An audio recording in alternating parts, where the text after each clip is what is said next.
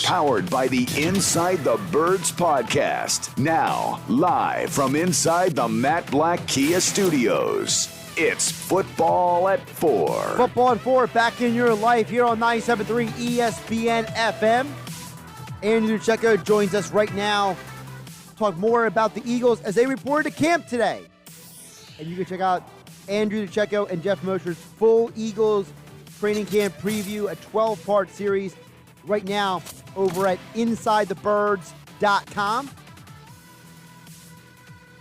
Who will make the cut? That's our latest edition on the website. Andrew joins us each and every Tuesday and Friday here on the Sports Bash on 97.3 ESPN. As the Eagles are officially in the building. Andrew, how you doing today? Hey, Josh, doing pretty good. How about yourself? Doing well, and it's even if we don't have games yet, it's good to see people walking in the building, getting ready for practicing, the whole 9 yards. It's just great to see. Before we get anything specific, I want to ask you, what has stood out to you the most as you have prepared for this Eagles season? Is there a storyline? Is there a player? Is there something that has stood out to you the most? The main storyline that I have going, that I kind of took away going into training camp, and enjoyed a lot of our time. Interesting to see that many, including myself, perceive the Eagles to be in a rebuilding stage. Yet they've added a lot of veteran pieces.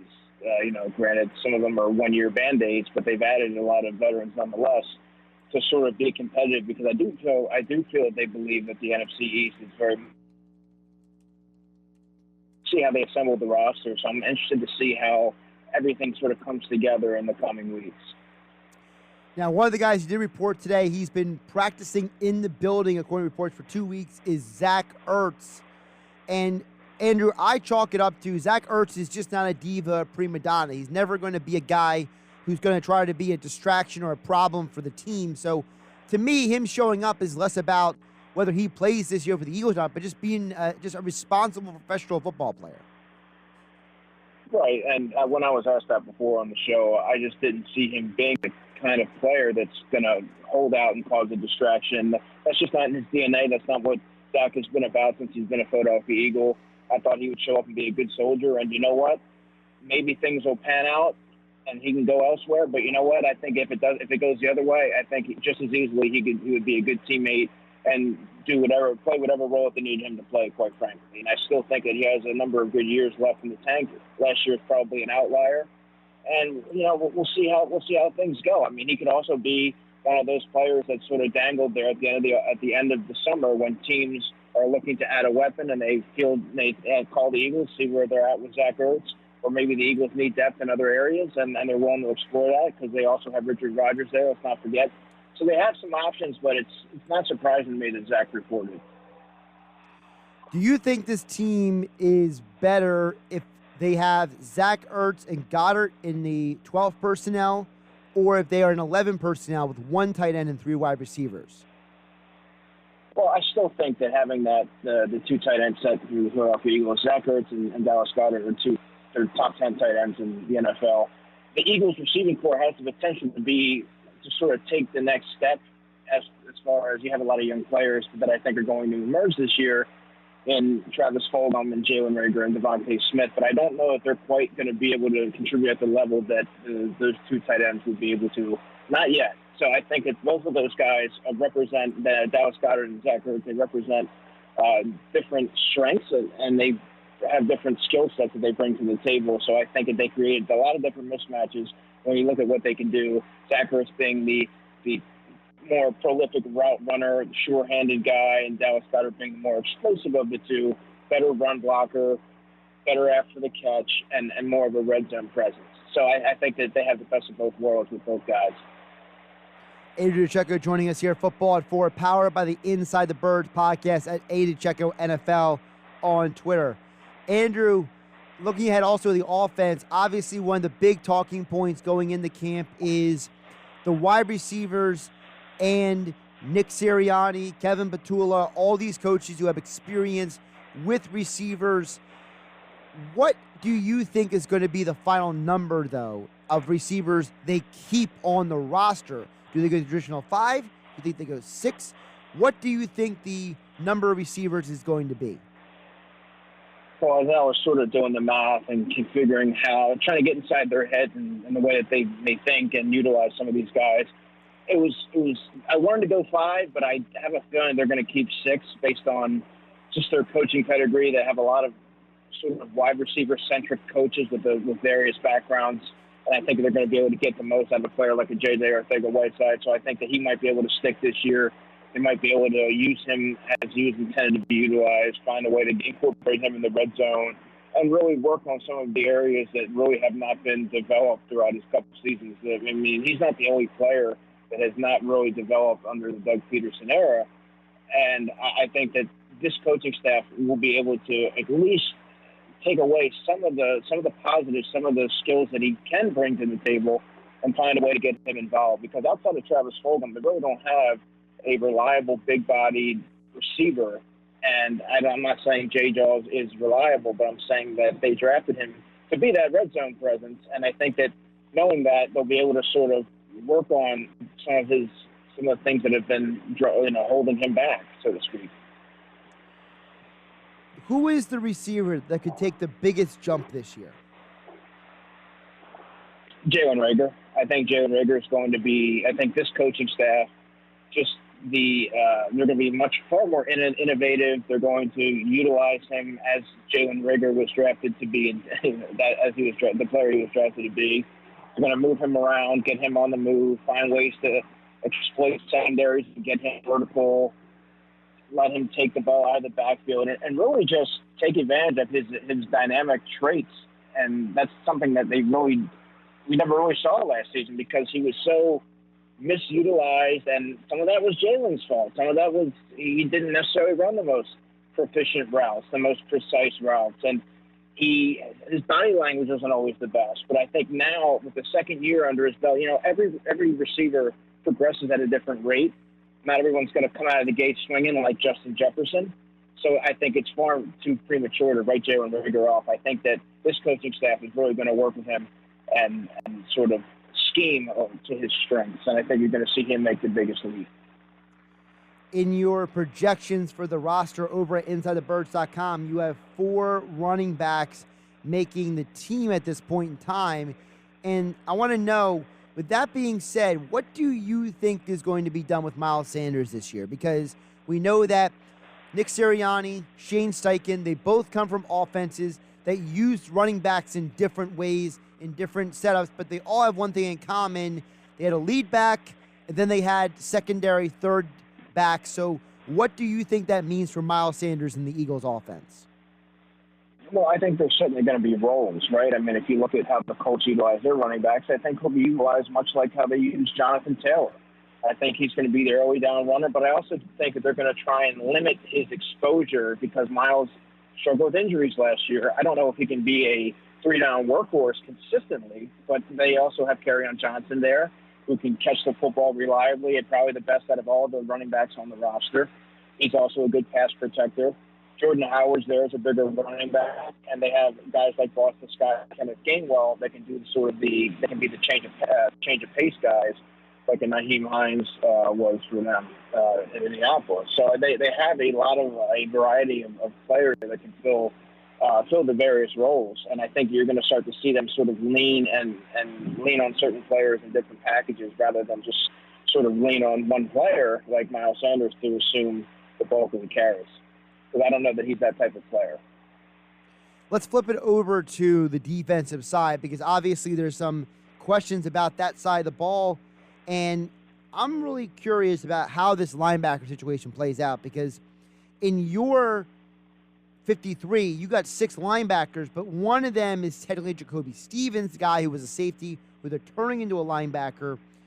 Right. I'm assuming, Andrew, that you're going to see only like 2 linebackers on the field at most points in time. I don't assume they're going to have all 3 all the time just because of the way offenses are today. So who do you think the 2 top linebackers should be coming out of camp? Well, I think it will be Eric Wilson and Alex Singleton. The Eagles still are there's still an absence of talent there at the linebacker spot. I think by default, those are the two strongest players at the position. I think they complement each other quite well. Eric Wilson having more of a higher pedigree as a pass coverage linebacker. They brought him in specifically for those traits. He has a skill set that sort of transitions quite well to the growing trend of today's NFL, and that he's very good sideline to sideline, can drop in coverage, cover the tight ends and running backs. And I think Alex Singleton is more of a well-rounded player who's tenacious against the run, close to the football, very aggressive, piles up those tackles, is always around the line of scrimmage. So I think they'll complement each other quite well. And then after that, it's sort of anyone's guess how that's going to shake out. Could Devonta Taylor be one of the biggest beneficiaries of having a more normal offseason and preseason games? Could he? Sure. Do I think that he will? I still think he's about a year away. He was immensely raw when he was drafted. The athleticism is off the charts. Now it's transitioning and channeling that athleticism into becoming a more well-rounded pro player that they can rely on to step in game situations. Because last season he was more of a guy that had these raw abilities, but when you put him out there, they didn't have the confidence to put him out there because he was more like running around like a chicken without a head. In that he was just. You have to know you have to be able to read and react. You have to understand the scheme. It's more than just being athletic. It's more than just finding the football. You have to be able to do so many different things and know other players' responsibilities. And he was not at that level yet, and I still don't know that he will be this year. But I think that this coaching staff is going to sort of look at his athletic skill set and find ways to get him on the field rather than just say, well, he's raw. We'll wait till next year. I think they're going to find specific areas of the field to utilize him and certain packages. So I think he'll make a few more cameos than he did last season. Now, you have 6 linebackers currently on your 53 projected over at InsideTheBirds.com. The reason I find that interesting is because you also have 5 safeties, and I mentioned Jacoby Stevens, you're listing as a linebacker. That's what the Eagles are projecting him. So why that many guys out there? Do you feel like they're going to have, because you only have about 9 D linemen making this team, so it seems like you believe the Eagles are going to go heavy on the second and third layers of the defense on the depth chart. Yeah, and again, this is a premature, obviously this is before training camp, so I kind of assess the roster as it's currently constituted, and right now you have a guy in Rodney McLeod who's coming off ACL surgery, plans to play week 1, but should he not be able to be available for week 1, you have to have a contingency plan there. They do have some guys in the back end in the safety spot that have NFL experience that can step in and play a game or two if need be, and Marcus Epps. They have a guy in Elijah Riley, who I think is a young player that's played corner and safety. He played some corner at Army as well and at the Shrine Bowl. So he has some versatility there. I think that he might be able to hold on as the fifth safety. And that's sort of just the way that I see it going. And I went a little lighter on the D-line because you have to remember the rookie, Melvin Williams, can play defensive end and he can play defensive tackle. Teron Jackson's a player that I like, but when you really get down to it, how many snaps are going to be available to him? And would it make more sense to go heavy elsewhere, which in my opinion it would, because the safety depth is far worse than in the trenches. And maybe I think Teron Jackson might be better served on the practice squad and sort of develop that way. I don't know that there's going to be teams vying for his services should he get cut. And I do like his NFL promise, but not this season. I think he still needs to develop in certain areas of his game. So I don't know that you can justify keeping him on and going later at safety knowing the situation of Rodney McLeod. Andrew DiCecco here, Football at 4, powered by the Inside the Birds podcast. Him and Jeff Mosher's full series ahead of training camp, 12-part series right now over at InsideTheBirds.com. Now that they brought in Steven Nelson, my attention goes from the outside corner to the inside. You mentioned that Riley can play both safety and corner. To me, this team becomes better immediately, not just because of Steven Nelson, but because Avonte Maddox will be projected to be the inside corner, and he's so much better to me as an inside corner. But I ask you, could Avonte Maddox also play safety in this defense? I think so, and I think that that's the plan. I think that you're going to see him move around. I think he's best utilized, best deployed as a positionless type player. he's played pretty sound at safety when he's been put back there, and he's much more at home in the slot. You're right. His skill set does not lend himself to being a perimeter corner. He was miscast, and that was painfully evident early on that he was not cut out for that role. Very short arms, doesn't locate the football particularly well, struggled against bigger body receivers. So I think he's going to be able to utilize the short area quickness on the inside, and he is a smart player. That's one of his strengths. He has a high football acumen, and I think that they're going to be able to take advantage of that and to sort of move him around the secondary, and that's really what he's going to be best utilized at. The Eagles only have 3 preseason games this year, so no more 4 preseason like in past years, Andrew. How do you think that will impact the final 53? Well, I think the long shots are going to have an even more of an uphill battle to make the roster because there's going to be limited opportunities to really make an impact and catch the coach's eye. So I think that they're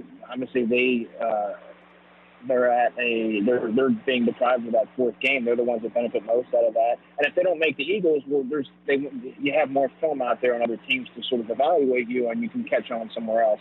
Now it's going to be very difficult for some of those guys. So I think that they're going to have to go into the preseason really knowing, by and large, what they have on the roster and sort of only have a couple players that they want to get an extended look at. And other than that, I don't know how you can incorporate all the players on the roster right now in these games to be able to get an accurate assessment. So they're going to have to go into these games, really the first game of the preseason, having tentatively having an idea of what the roster is going to look like.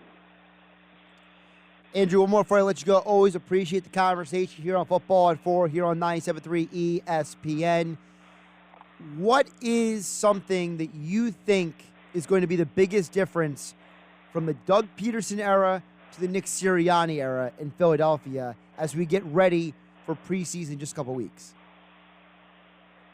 I think there's going to be a lot more energy. I think that's sort of going to be very apparent early on. I think it's going to radiate throughout the roster. I think you're going to see a lot of players that sort of emerge and you didn't know that they had these abilities because I think they're going to be utilized to their strengths. And instead of being, like I've said, being pigeonholed into certain roles, I think you're going to see them start to assess what they have and find a way to best utilize these players, play to their strengths.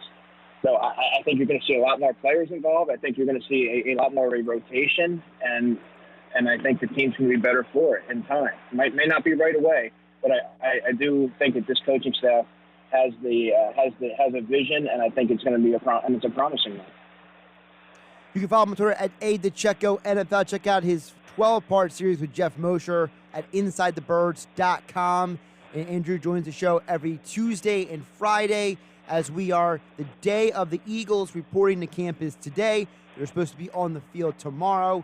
So we finally have real football to talk about, Andrew. It feels great, does it not?